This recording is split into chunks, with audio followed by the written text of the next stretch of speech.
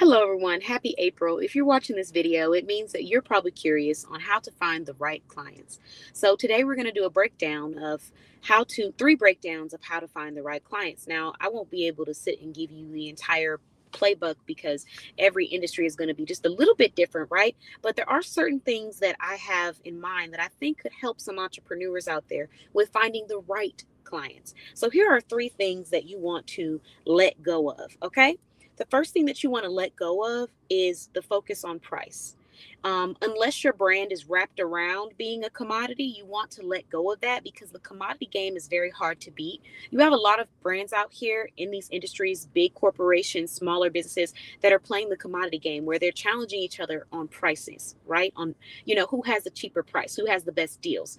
That can be a great thing for some customers. However, it can be a challenge because when you start to focus too much on trying to compare yourself to pricing wise, people lose sight of the value of your business and the heart of what it is that you're doing. And we want them focused on the value because that's really ultimately what makes a customer feel like I want to keep coming back here. And also, when prices are not able to be the same, keeps them loyal and wanting to continue spending money with your brand. What do you provide that differentiates yourself from your competitors? So let's let go of the idea of trying to focus on price and start focusing on the value that we provide, the solution that we bring to someone's life. In many industries. Now, if you're an industry that is based off of only price and that's really mainly what you do, then that might be a little different. Like if you're Sally's bargain hunting or, something like that, you may have to think a little bit longer on this one, but you still want to focus on creating an experience that differentiates your brand from your competitors. Um, the reason why you want to do this is because people, like I said, we focus on value, we focus on the experience that we're providing, but sometimes you may not realize it, but you are subconsciously shorting yourself when you're only focusing on selling the price of your products or your services. Oftentimes we want to do that because we're trying to get those clientele, and I'm not saying that you can't start off doing that, but the earlier that you make the switch, the easier of a transition it's going to be. If you continue selling based off of price mainly, and you focus on value and experience secondly, it's going to be harder for your brand to make that transition and flip that switch to we're focusing on the quality of the service that we're providing and the experience versus we're focusing on the product. So what I focus on making sure my clients know is that my priority is not to try to have the best deals. My priority is to bring them amazing results. My priority is to help them elevate their brand. My priority is for them to be able to look back at their business and say, wow, I've made so much change in my brand. I'm a completely different person, or look at all the growth. Sometimes I sit back with my clients and we just talk about where they started versus where they are now. And we start laughing because of how much growth that has happened. Because of the conversations that we've had behind the scenes on how to show up for our business and, how to elevate their brand. So my focus is not on trying to be the cheapest out here. My focus is on providing an amazing experience. And with the proper funding, I'm able to provide that experience. And I'm confident in my ability to do so with the right funding. So I'm looking for those clients that want to, provide that funding so I can provide that experience for them. Now, that's me. Everybody's a little different, right? If you're a part of the commodity game, then you might have a different approach, but we don't want to make price our main seller because prices change, the economy changes. And so there needs to be more to your brand than discounts or prices that makes a person say, this is my forever home, or this is where I want to be, or this is what I want to endorse or invest in. So that's the first thing, let go of price. The second thing is let go of clients that don't align. And I think that this one is a really hard thing for people because when you're working with people in business, you don't want to let go of clients. That sounds absurd, right? But every brand, no matter how big or small, has a target audience. They have clients that they're speaking to. And sometimes you're being a lot more productive to let that client go so they can find the right provider that is going to service them in the way that they would like to be serviced or that aligns with their preferences or their vision versus trying to hold everybody and still trying to work with people even when you guys are not the right fit. It's kind of like a relationship. You get in a relationship and you realize you guys are not the right fit, but you still keep trying to force the relationship instead of letting them, just releasing them and finding somebody else. It's the same thing in business. And the quicker you learn to release people when they are just not the right fit and offer that as a solution, the quicker you are going to be able to find the clients who are ready to take on being your client because they understand the value that you're providing and their values align with the values that you're providing. So let go of trying to hold on to every single client, let go of trying to get every single client, because even though they say all money isn't good money, and I truly do believe that, there's another layer to this of sometimes trying to hold on to stuff is not the best route to go. Sometimes it's better to release. So that's the second thing that you want to do. And to further explain why, if you are spending all of your time trying to hold on and retain clients that are not the right fit for you as a service provider or as a product provider, you are spending that time on clients that you know are not the right fit instead of transitioning your focus to clients that are strictly looking for your services, your products, and your solutions. So all of that time that you could have been spending with the clients that are your perfect fit, you're spending trying to make things work with clients that are not your perfect fit. And it doesn't mean anything negative if they're not your perfect fit. I should clarify. Sometimes you just have different ways of doing things. Sometimes you just have different perspectives. Sometimes you just don't see yourself bringing value on the level that you think a person could bring to their specific project because it doesn't align with you. And that's okay. Sometimes we just lose passion for projects, and that's all right. But the quicker you address that and let them go, the faster you can find the right clients for you. And I'm at a sweet spot right now where when I get on my consultations, I have such an amazing time. I get to talk with my clients. We laugh, we talk about life, we connect. It's such a beautiful thing. And that's because I have learned to recognize when someone is not my ideal client, and I've learned to let them go. And how you let them go is up to your discretion. You can do it immediately. You can say, hey, I don't feel like this is going to be a good fit. I'm going to have to release you and move on to the next person and let them know, I'm all support of you. I wish you the best, but this isn't going to be a good fit. You can even recommend someone that you think might be a great fit for them. If you feel like someone might be a great fit, if you don't feel like someone might be a great fit, you don't have to recommend and you don't have to share too much information. You can simply state that we're just not a good fit at this time. You can release them with time and with professionalism. You can continue to service them and take care of them. And after that service is complete, you can make it known going forward that you just aren't going to be the right fit. Or you don't even have to make it known. You can simply service them. And then once it gets to that space where they want to be serviced again, you can let them know they can apply by giving the information that you would like. And if you feel like it's a great fit, you can take on the project. And if you don't, you can let them know, I'm not going to be taking on this project. It doesn't have to be anything dramatic. But I just think that we have to get to a place where we learn that sometimes letting go is the best service you can do for yourself and for others that you are trying to be of service to. Last but never least, you need to let go of the guilt of setting expectations and providing clarity on what you will and will not tolerate as a professional. Because there's a certain guilt that comes around creating standards and boundaries. And part of the reason why is because of how people react to it. When you give boundaries and standards, some people have a reaction to want to push past that boundary. I'll give you an example. You might tell a friend, hey, I can't talk from 10 a.m. to 11 a.m. Only call me after 12 p.m. Some people are going to respect that boundary.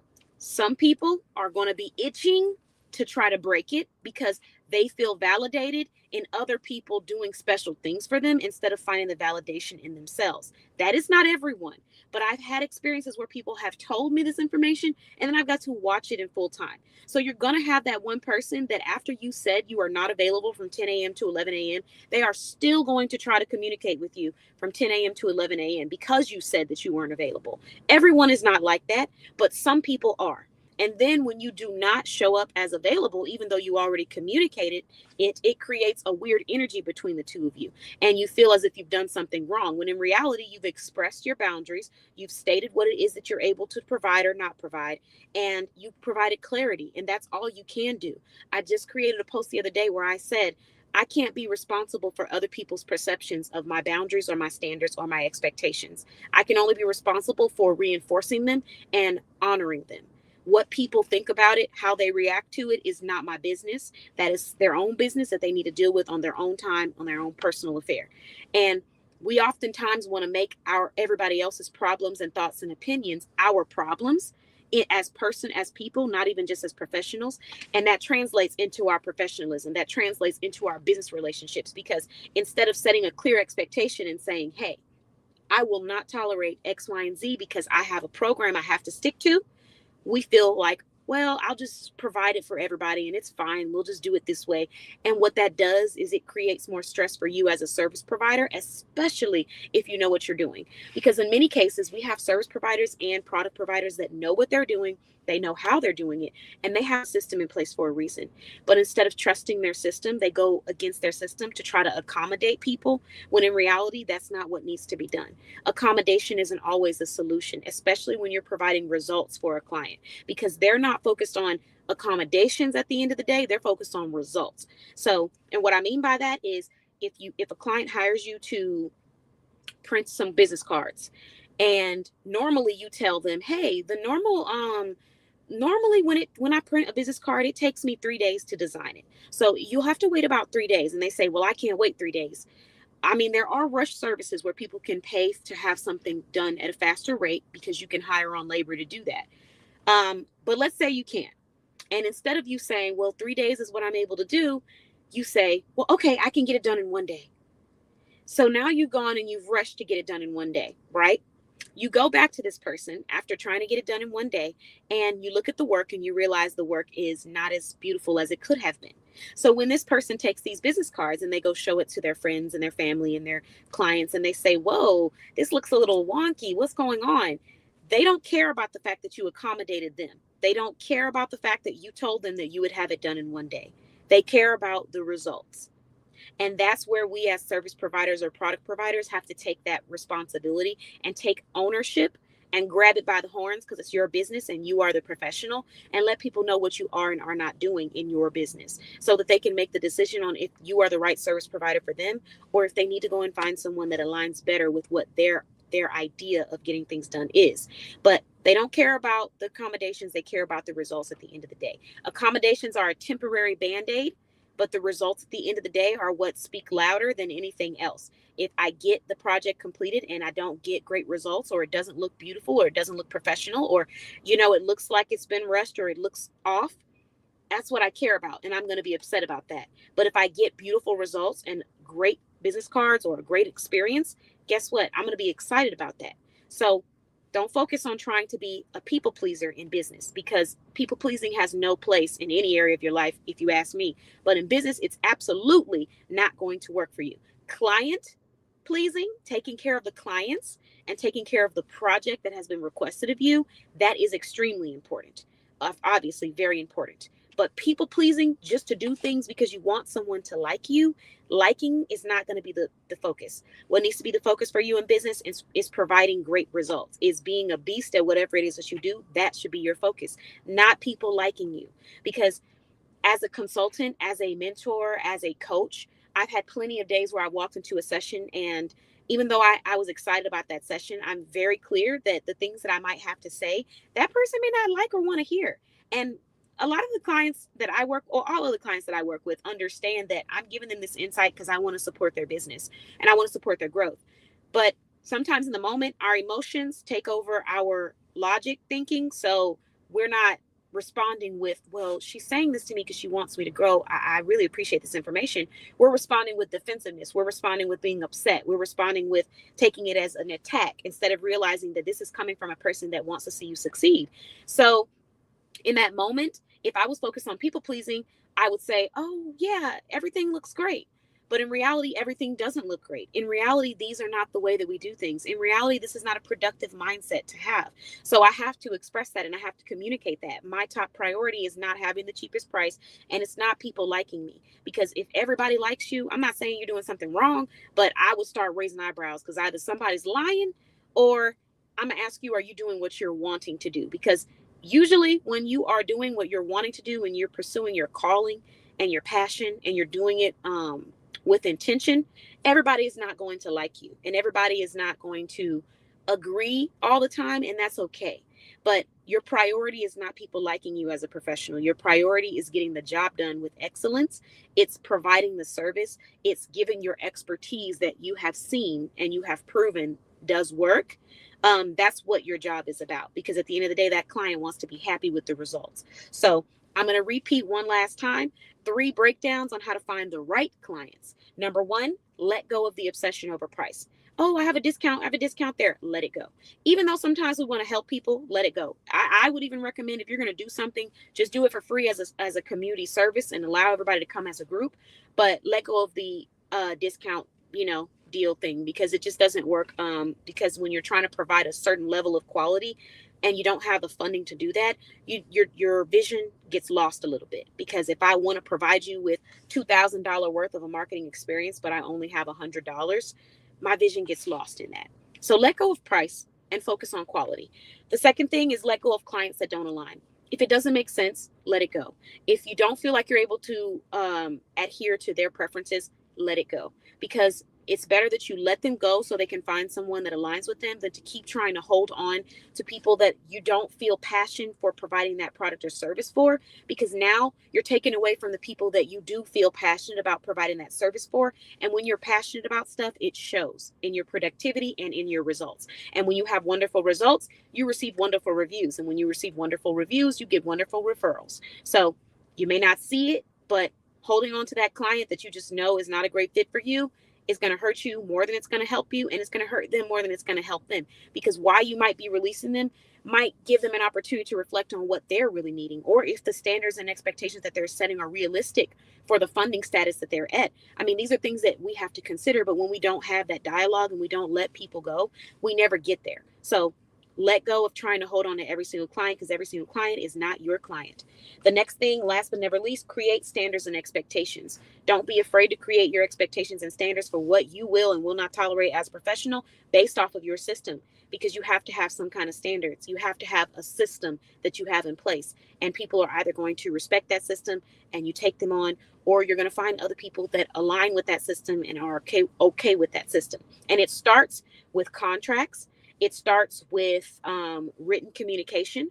It starts with creating a point of contact. These are all things that you can do. Create a professional point of contact where people are able to be assisted, but create your expectations, stand on those expectations, and stay consistent at that. Because the more consistent you are, the more likely you're going to run into the people who appreciate what it is you're offering and are ready to receive it. Hopefully this helps someone out there who's struggling with gaining clients. And if you want more insight like this, subscribe to our YouTube channel, Boss Babe Blog, or visit our website, bossbabeblog.com, if you're wanting an elevated marketing experience to help your brand expand. Bye-bye. I'll talk to you guys soon.